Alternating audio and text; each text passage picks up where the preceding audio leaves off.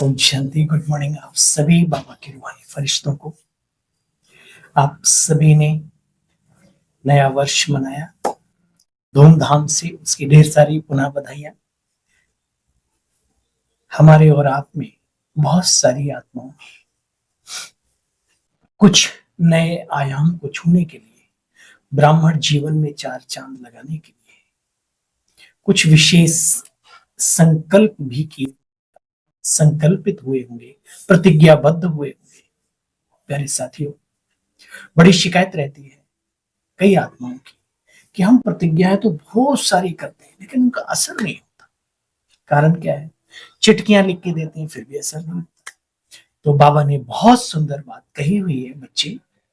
जैसे आपने बीज बो दिया और आप उसकी गुड़ाई निराई के साथ साथ पानी खाद ना दो तो क्या होगा? वो बीज उग भी गया तो भी उसकी ग्रोथ अच्छी। तो बाबा ने कहा याद की खाद, है ना, स्मृति का पानी। इन बातों को हमें अपने संकल्प जो किया है उसमें यूज करना है। अर्थात जो संकल्प किया है उसको हर रोज अपनी स्मृति में, अपने मानस पटल पर दोहराओ। उससे क्या होगा? वो ताकत बनेगी आपकी और आपको सफलता दिलाएगी। जो लक्ष्य लिया आपने उसको पूर्ण करने में मदद मिलेगी। इसी संकल्प के साथ कि हम सब अपने संकल्पों को स्मृति में ला करके बार बार उसको एक शक्ति का स्वरूप देंगे। आइए सुनते हैं बाबा की मधुर बोली का सार। 2 जनवरी 2025 हमारे लिए वरदान बन जाएगा अगर हम इस काम को करेंगे तो। रोज स्मृति में लाना है, रोज। 2/1/25 मीठे बच्चे, बाप का पार्ट एक्यूरेट है। जब बाप का पार्ट एक्यूरेट है तो हम सबका भी है। सुनो, अपने समय पर आते हैं बच्चे, जरा भी फर्क नहीं पड़ सकता। उनके आने की यादगार महाशिवरात्रि खूब धूमधाम से मनाओ। बाबा ने 2 बातें कह दी, उनकी यादगार मनाओ, जन्म दिवस मनाओ और साथ साथ बाबा का पाठ एक्यूरेट है। बीते हुए कल की मुरली 1 जनवरी की साकार बाबा समय पर आता है। वैसे तो भारत के ऊपर कितने दुख पड़े, कितनी बातें आई, लेकिन फिर भी बाबा अपने समय पर ही आते हैं अंत में। इसलिए हर आत्मा का भी रूल एक्यूरेट है। कल बाबा ने पूरा पक्का किया। जो इस पार्ट को पक्का करे वो जीवन का आनंद लेती है। किन बच्चों के विकर्म पूरे पूरे विनाश नहीं हो पाते? बाबा ने सुंदर बात बताई, हम सब जानते भी हैं।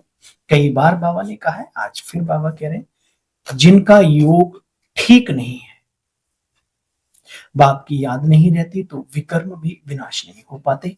योग युक्त ना होने के कारण बच्चे, इतनी योग युक्त ना होने से इतनी सदगति, पाप रह जाते हैं, फिर पद भी कम हो जाता है। योग नहीं तो कहीं न कहीं किसी न किसी के व्यक्ति, वस्तु, वैभव, पद, पोजीशन, मान सम्मान, पद प्रतिष्ठा, जो भी आप समझो, तो कहीं न कहीं नाम रूप में फंसे रहते हैं। नाम रूप का मतलब ये नहीं किसी मनुष्य के साथ ही, कहीं न कहीं बुद्धि बाबा को छोड़ के इधर-उधर अटकती रहती है। इसी में अटक जाती कई बार तो। बाबा कहते हैं योग नहीं तो नाम रूप में फंसे रहते हैं। उनकी ही बातें याद रहती हैं, शरीरधारियों की बातें, शारीरिक दुनिया। वह देही अभिमानी रह नहीं सकते ये, इसलिए उनके पूरे पूरे विकर्म विनाश नहीं हो पाते। सुना गीत?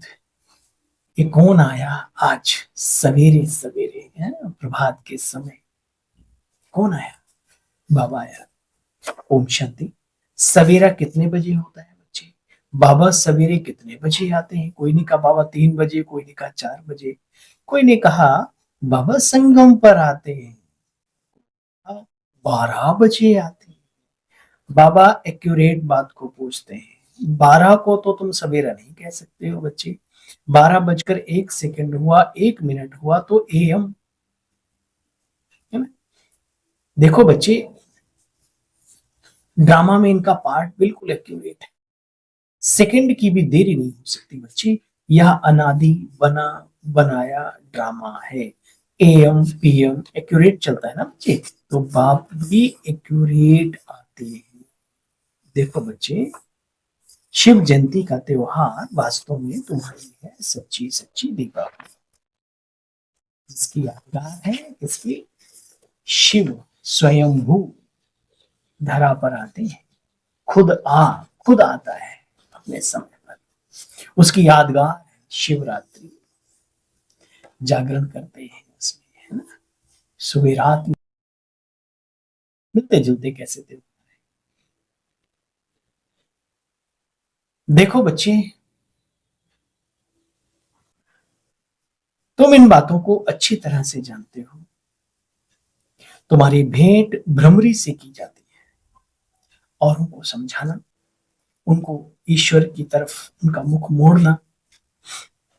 अभी तुमको सत्व प्रधान बनना है बच्चे। तुम पहले गोल्डन एज में थे, याद करो। सारी वर्ल्ड ही गोल्डन एज में थी। सभी धर्म वाले आयरन एज में अभी तो आ गए हैं। कोई भी धर्म वाला मिले, उसका कहना, बाप कहते हैं बच्चे अपने को आत्मा समझो और मुझे याद करो, तो मैं तुम्हें साथ ले जाऊंगा। सुना, कोई भी मिलता है ये बात तो बता ही सकते हो। मैं हमेशा कहता हूँ 3 पॉइंट पर विशेष मदद करो। सोल के परिचय, आत्मा के परिचय में खूब अच्छी तरीके से पूरा फर्क समझाओ। शरीर अलग, शरीर की क्या सिस्टम है और आत्मा क्या है। और फिर शिव बाबा के परिचय में पूरा पूरा तरीके से कैसे है वो शिव, कहाँ रहता है, स्वरूप उसका जो है वो बिंदु स्वरूप है, लेकिन सिंधु के समान है आदि आदि। और साथ साथ राजयोग पूरा गजब का सिखाओ। ऑटोमेटिकली उन्हें अनुभूतियां होने लगेगी, प्राप्तियां होने लगेंगी, सब कुछ होने लगेगा। फिर आपको कोई दिक्कत नहीं आएगी। बाकी बातें अपने आप समझ जाएंगे इन 3 पॉइंट पे, आत्मा, परमात्मा और राजयोग। तो बाबा कहते बच्चे सबको समझाना है। भ्रमरी की मिसाल है ना तुमसे। बच्चे उनको बोलो अपने को आत्मा समझो, बाबा को याद करो, तो मैं तुम्हें ले चलूंगा। यह राजयोग सीखो तो स्वर्ग में तुम्हारा जन्म हो जाएगा। बच्चे यहाँ कपड़ा आदि बदलने की बात नहीं, यहाँ ही देह के सब संबंध भूल अपने को समझ बाप को याद करना है। परमात्मा लिबरेटर भी है तो गाइड भी है। तो बच्चे उनकी याद से तुम्हें सत्व प्रधान बनना है। ये राज बाप समझा। बाबा कोई शास्त्र आदि नहीं उठाते। बाबा कहते बच्चे मैं तो ज्ञान का सागर, फुल नॉलेज फुल हूं, तो मुझे कोई शास्त्र पढ़ करके सुनाने की क्या। मेन मेन पॉइंट है अपने जीवन में बाबा पर निश्चय और बाबा की बातों पर पूरा भरोसा। देखो बच्चे, समझना चाहिए बाबा हमको गोरा बनाने आए और हम फिर काला मुंह कर लेंगे। यह तो है ही बच्चे कांटों की दुनिया। बच्चे गोरा बनने का पुरुषार्थ करना है। सतयुग को कहा जाता है गार्डन ऑफ अल्लाह, इस कलयुगी दुनिया को कहा जाता है फॉरेस्ट। बाप समझाते बच्चे योग युक्त बनो, ध्यान से समझना है। बाप समझाते बच्चे योग युक्त बनो तो तुम्हें हर बात अच्छी तरह से समझ में आएगी, और जो आप बोलोगे वो सामने वाले को भी अच्छी तरह से समझ में आएगी। विशेष निमित्त आत्माओं को ध्यान देना है कि जब भी हम सेवारत हो, हम हमेशा ही सेवारत हैं, रंगमंच पर हैं, स्टेज पे हैं हम, तो हमें बहुत योग युक्त और युक्ति चलना है।